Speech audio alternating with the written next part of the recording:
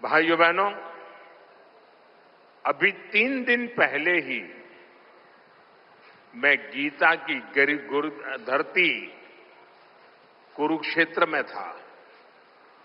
अब आज भगवान श्री कृष्ण के आशीर्वाद और जगत गुरु श्री मध्वाचार्य जी के यश की इस भूमि पर आना मेरे लिए परम संतोष का अवसर है।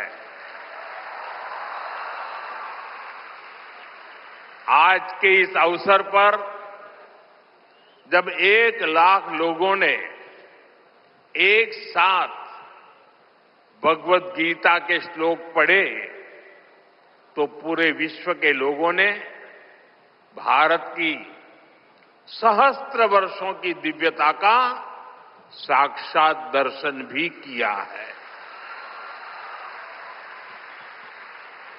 इस कार्यक्रम में हमें आशीर्वाद देने के लिए पधारे हुए श्री श्री सुगुणेन्द्र तीर्थ स्वामी जी, श्री श्री सुशींद्र तीर्थ स्वामी जी, कर्नाटका के गवर्नर थावरचंद गहलोत जी, केंद्रीय मंत्रिमंडल के मेरे सहयोगीगण, राज्य सरकार के मंत्री, सांसद, विधायक, उडुपी के अष्टमठों के सभी अनुयायी, उपस्थित अन्य संतगण, देवी और सज्जनों, कर्नाटका की इस भूमि पर यहां के स्नेहीजनों के बीच आना मेरे लिए सदा ही एक अलग अनुभूति होती है। और उडुपी की धरती पर आना तो हमेशा अद्भुत होता है।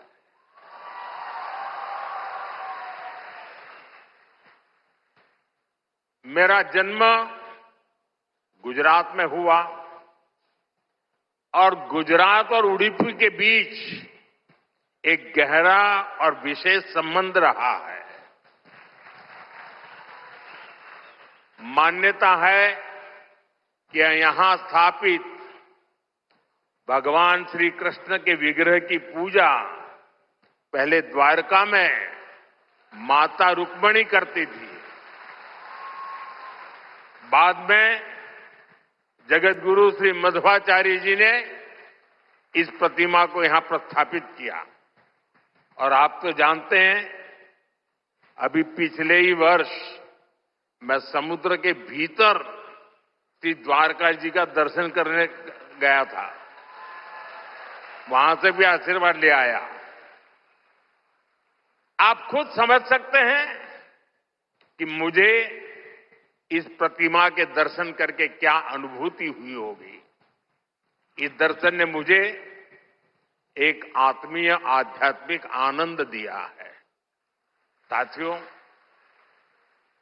उडुपी आना मेरे लिए एक और वजह से विशेष होता है। उडुपी जनसंघ और भारतीय जनता पार्टी के सुशासन की मॉडल की कर्मभूमि रही है।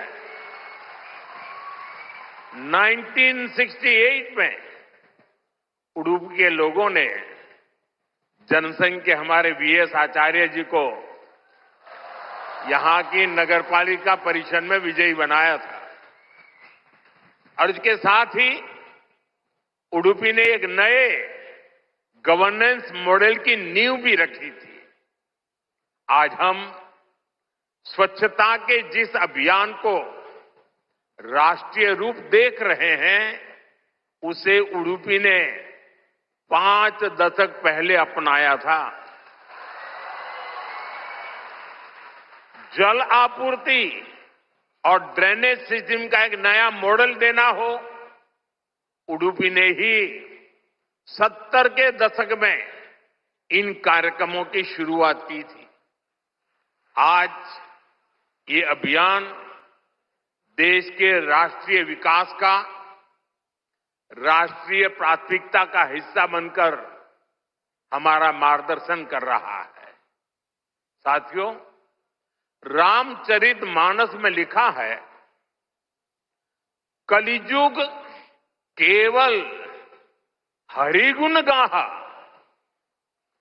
गावत नर पावही भवथाहा।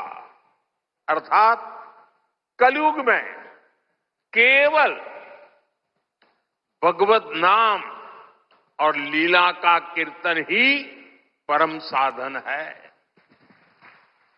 उसके गायन कीर्तन से भव सागर से मुक्ति हो जाती है।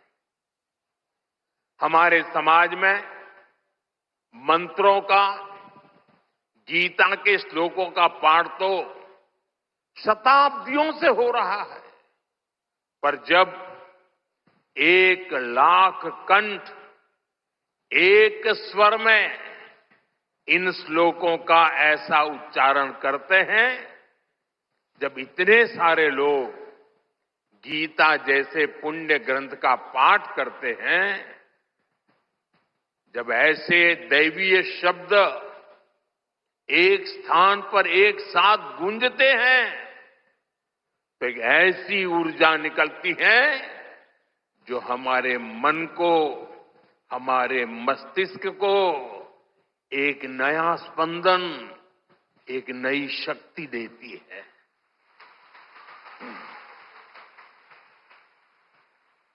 यही ऊर्जा अध्यात्म की शक्ति की है। यही ऊर्जा सामाजिक एकता की शक्ति है। इसलिए आज लक्ष्य कंठ गीता का ये अवसर एक विशाल ऊर्जा पिंड को अनुभव करने का अवसर बन गया है। ये विश्व को सामूहिक चेतना, कलेक्टिव कॉन्शियसनेस की शक्ति भी दिखा रहा है। साथियों, आज के दिन विशेष रूप से मैं परम पूज्य श्री श्री सुगुणेन्द्र तीर्थ स्वामी जी को प्रणाम करता हूं। उन्होंने लक्ष्य कंठ गीता के इस विचार को इतने दिव्य रूप में साकार किया है। पूरे विश्व में लोगों को अपने हाथ से गीता लिखने का विचार देकर उन्होंने जिस कोटि गीता लेखन यज्ञ की शुरुआत की है, वो अभियान सनातन परंपरा का एक वैश्विक जन आंदोलन है। जिस तरह से हमारा युवा भगवत गीता के भावों से, इसकी शिक्षाओं से जुड़ रहा है, वो अपने आप में बहुत बड़ी प्रेरणा है। सदियों से भारत में वेदों, उपनिषदों और शास्त्रों के ज्ञान को अगली पीढ़ी तक पहुंचाने की परंपरा रही है। और ये कार्यक्रम भी इसी परंपरा का भगवत गीता से अगली पीढ़ी को जोड़ने का एक सार्थक प्रयास बन गया है। साथियों, यहां आने से 3 दिन पहले मैं अयोध्या में भी था। 25 नवंबर को विवाह पंचमी के पावन दिन अयोध्या के राम जन्मभूमि मंदिर में धर्म ध्वजा की स्थापना हुई है।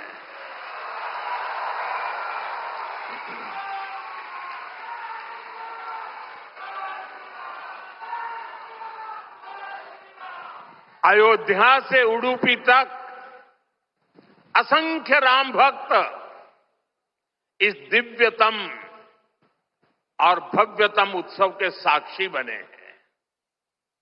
राम मंदिर आंदोलन में उडुपी की भूमिका कितनी बड़ी है, सारा देश इसे जानता है। परम पूज्य स्वर्गीय विश्वेश तीर्थ स्वामी जी ने दशकों पहले राम मंदिर के पूरे आंदोलन को जो दिशा दी, ध्वजारोहण समारोह उसी योगदान की सिद्धि का पर्व बना है। उडुपी के लिए राम मंदिर का निर्माण एक और कारण से विशेष है। नए मंदिर में जगत गुरु मध्वाचार्य जी के नाम पर एक विशाल द्वार भी बनाया गया है। भगवान राम के अनन्य भक्त जगत गुरु मध्वाचार्य जी ने लिखा था, रामाय शाश्वत सुविस्तृत षड्गुणाय सर्वेश्वराय बलवीर्य महारणवाय, अर्थात भगवान श्री राम 6 दिव्य गुणों से विभूषित सर्वेश्वर और अपार शक्ति साहस के सागर है। और इसलिए राम मंदिर परिसर का एक द्वार उनके नाम पर होना उडुपी, कर्नाटका और पूरे देश के लोगों के लिए बहुत गौरव की बात है। साथियों, जगतगुरु श्री मध्वाचार्य जी भारत के द्वैत दर्शन के प्रणेता और वेदांत के प्रकाश स्तंभ है। उनके द्वारा बनाई गई उडुपी के अष्टमठों की व्यवस्था संस्थाओं और नव परंपराओं के निर्माण का मूर्त उदाहरण है।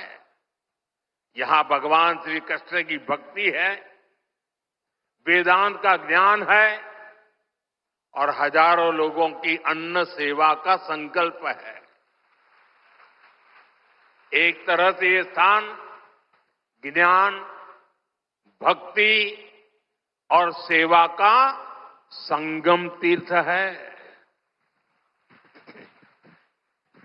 साथियों, जिस काल में जगतगुरु मध्वाचार्य जी का जन्म हुआ, उस काल में भारत बहुत सी आंतरिक और बाहर की चुनौतियों से जूझ रहा था। उस काल में उन्होंने भक्ति का वो मार्ग दिखाया जिससे समाज का हर वर्ग, हर मान्यता जुड़ सकते थे। और इसी मार्गदर्शन के कारण आज कई शताब्दियों के बाद भी उनके द्वारा स्थापित मठ प्रतिदिन लाखों लोगों की सेवा का कार्य कर रहे हैं। उनकी प्रेरणा के कारण द्वैत परंपरा में ऐसी कई विभूतियां जन्मी हैं जिन्होंने सदा धर्म, सेवा और समाज निर्माण का काम आगे बढ़ाया। और जन सेवा की ये शाश्वत परंपरा ही उडुपी की सबसे बड़ी धरोहर है। साथियों, जगतगुरु मध्वाचार्य की परंपरा ने ही हरिदास परंपरा को ऊर्जा दी। पुरंदरदास, कनकदास जैसे महापुरुषों ने भक्ति को सरल, सरस और सुगम कन्नड़ा भाषा में जन जन तक पहुंचाया। उनकी ये रचनाएं हर मन तक, गरीब से गरीब वर्ग तक पहुंची और उन्हें धर्म से, सनातन विचारों से जोड़ा। ये रचनाएं आज की पीढ़ी में भी वैसी की वैसी ही है। आज भी हमारे नौजवान सोशल मीडिया की रील्स में श्री पुरंदरदास द्वारा रचित चंद्रचूड़ शिव शंकर पार्वती सुनकर एक अलग भाव में पहुंच जाते हैं। आज भी जब उडुपी में मेरे जैसा कोई भक्त एक छोटी सी खिड़की से भगवान श्री कृष्ण का दर्शन करता है तो उसे कनकदास जी की भक्ति से जुड़ने का अवसर मिलता है। और मैं तो बहुत सौभाग्यशाली हूं, मुझे इसके पहले भी ये सौभाग्य प्राप्त होता रहा है। कनकदास जी को नमन करने का सौभाग्य मिला है। साथियों, भगवान श्री कृष्ण के उपदेश, उनकी शिक्षा हर युग में व्यवहारिक है।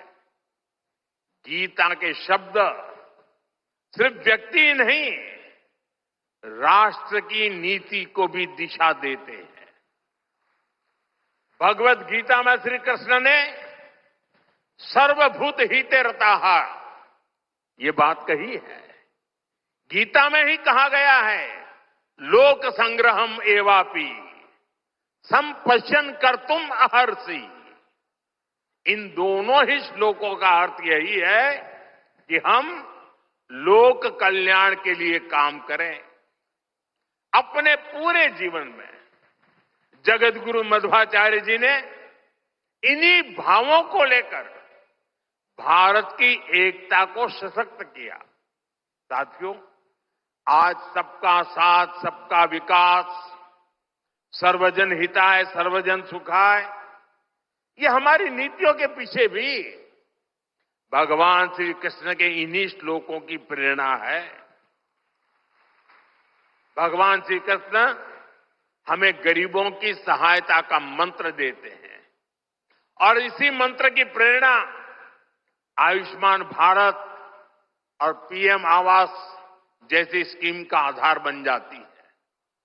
भगवान श्री कृष्ण हमें नारी सुरक्षा, नारी सशक्तिकरण का ज्ञान सिखाते हैं और उसी ज्ञान की प्रेरणा से देश नारी शक्ति बंधन अधिनियम का ऐतिहासिक निर्णय करता है। श्री कृष्ण हमें सबके कल्याण की बात सिखाते हैं और यही बात वैक्सीन मैत्री, सोलर अलायंस और वसुधैव कुटुंबकम की हमारी नीतियों का आधार बनती है। साथियों, श्री कृष्ण ने गीता का संदेश युद्ध की भूमि पर दिया था और भगवत गीता हमें ये सिखाती है कि शांति और सत्य की स्थापना के लिए अत्याचारियों का अंत भी आवश्यक है।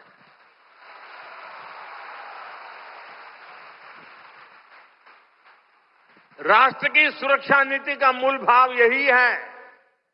हम वसुधैव कुटुंबकम भी कहते हैं और हम धर्मो रक्षति रक्षितः का मंत्र भी दोहराते हैं। हम लाल किले से श्री कृष्ण की करुणा का संदेश भी देते हैं और उसी प्राचीर से मिशन सुदर्शन चक्र की उद्घोषणा भी करते हैं। मिशन सुदर्शन चक्र यानी देश के प्रमुख स्थानों की, देश के औद्योगिक और सार्वजनिक क्षेत्रों की सुरक्षा की ऐसी दीवार बनाना जिसे दुश्मन भेद न पाए और अगर दुश्मन दुस्साहस दिखाए तो फिर हमारा सुदर्शन चक्र उसे तबाह कर दे। साथियों, ऑपरेशन सिंदूर की कार्रवाई में भी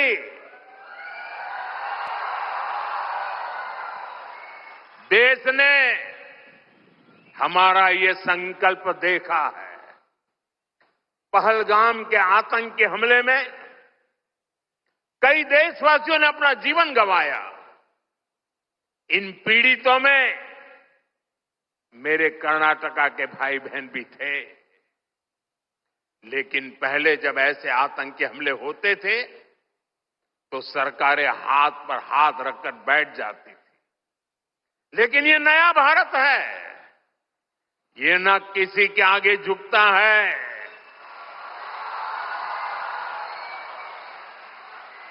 और न ही अपने नागरिकों की रक्षा के कर्तव्य से डिगता है। हम शांति की स्थापना भी जानते हैं और शांति की रक्षा करना भी जानते हैं। साथियों, भगवत गीता हमें कर्तव्यों का, हमारे जीवन संकल्पों का बोध कराती है। और इसी प्रेरणा से मैं आज आप सभी से कुछ संकल्पों का आग्रह भी करूंगा। ये आग्रह 9 संकल्प की तरह है जो हमारे वर्तमान और भविष्य के लिए बहुत आवश्यक है।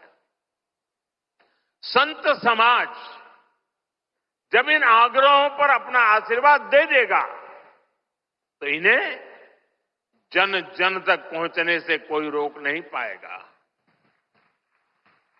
साथियों, हमारा पहला संकल्प होना चाहिए कि हमें जल संरक्षण करना है, पानी बचाना है, नदियों को बचाना है। हमारा दूसरा संकल्प होना चाहिए कि हम पेड़ लगाएंगे। देश भर में एक पेड़ मां के नाम अभियान को गति मिल रही है। इस अभियान के साथ अगर सभी मठों का सामर्थ्य जुड़ जाएगा तो इसका प्रभाव और व्यापक होगा। तीसरा संकल्प कि हम देश के कम से कम एक गरीब का जीवन सुधारने का प्रयास करें। मैं ज्यादा नहीं कह रहा हूं। चौथा संकल्प, स्वदेशी का विचार होना चाहिए। एक जिम्मेदार नागरिक के रूप में हम सब स्वदेशी को अपनाएं। आज भारत आत्मनिर्भर भारत और स्वदेशी के मंत्र पर आगे बढ़ रहा है। हमारी अर्थव्यवस्था, हमारे उद्योग, हमारी टेक्नोलॉजी सब अपने पैरों पर मजबूती से खड़े हो रहे हैं। इसलिए हमें जोर शोर से कहना है, vocal for local, vocal for vocal, vocal. साथियों, 5वें संकल्प के रूप में हमें नेचुरल फार्मिंग को बढ़ावा देना है। हमारा छठा संकल्प होना चाहिए कि हम हेल्थी लाइफस्टाइल को अपनाएंगे, मिलेट्स अपनाएंगे और खाने में तेल की मात्रा कम करेंगे। हमारा 7वां संकल्प ये हो कि हम योग को अपनाएं, इसे जीवन का हिस्सा बनाएं। 8वां संकल्प, मैन्युस्क्रिप्ट्स, पांडुलिपियों के संरक्षण में सहयोग करें। हमारे देश का बहुत सा पुरातन ज्ञान पांडुलिपियों में छिपा हुआ है। इस ज्ञान को संरक्षित करने के लिए केंद्र सरकार ज्ञान भारतम मिशन पर काम कर रही है। आपका सहयोग इस अमूल्य धरोहर को बचाने में मदद करेगा। साथियों, आप 9वां संकल्प लें कि हम कम से कम देश के 25 ऐसे स्थानों का दर्शन करेंगे जो हमारी विरासत से जुड़े हैं। जैसे मैं आपको कुछ सुझाव देता हूं, 3-4 दिन पहले कुरुक्षेत्र में महाभारत अनुभव केंद्र की शुरुआत हुई है। मेरा आग्रह है कि आप इस केंद्र में जाकर भगवान श्री कृष्ण का जीवन दर्शन देखें। गुजरात में हर साल भगवान श्री कृष्ण और मां रुक्मिणी के विवाह को समर्पित माधोपुर मेला भी लगता है। देश के कोने कोने से और खास करके नॉर्थ ईस्ट से बहुत से लोग इस मेले में खास तौर पर पहुंचते हैं। आप भी अगले साल इसमें जाने का प्रयास जरूर करिएगा। साथियों, भगवान श्री कृष्ण का पूरा जीवन, गीता का हर अध्याय कर्म, कर्तव्य और कल्याण का संदेश देता है। हम भारतीयों के लिए 2047 का काल सिर्फ अमृत काल ही नहीं, विकसित भारत के निर्माण का एक कर्तव्य काल भी है। देश के हर नागरिक की, हर भारतवासी की अपनी एक जिम्मेदारी है। हर व्यक्ति का, हर संस्थान का अपना एक कर्तव्य है और इन कर्तव्यों की पूर्णता में कर्नाटका के परिश्रमी लोगों की भूमिका बहुत बड़ी है। हमारा हर प्रयास देश के लिए होना चाहिए। कर्तव्य की इसी भावना पर चलते हुए विकसित कर्नाटका, विकसित भारत का स्वप्न भी साकार होगा। इसी कामना के साथ उडुपी की धरती से निकली है ऊर्जा विकसित भारत के इस संकल्प में हमारा मार्गदर्शन करती रहे। एक बार फिर इस पवित्र आयोजन से जुड़े हर सहभागी को मेरी ढेर सारी शुभकामनाएं और सबको जय श्री कृष्ण, जय श्री कृष्ण, जय श्री कृष्ण।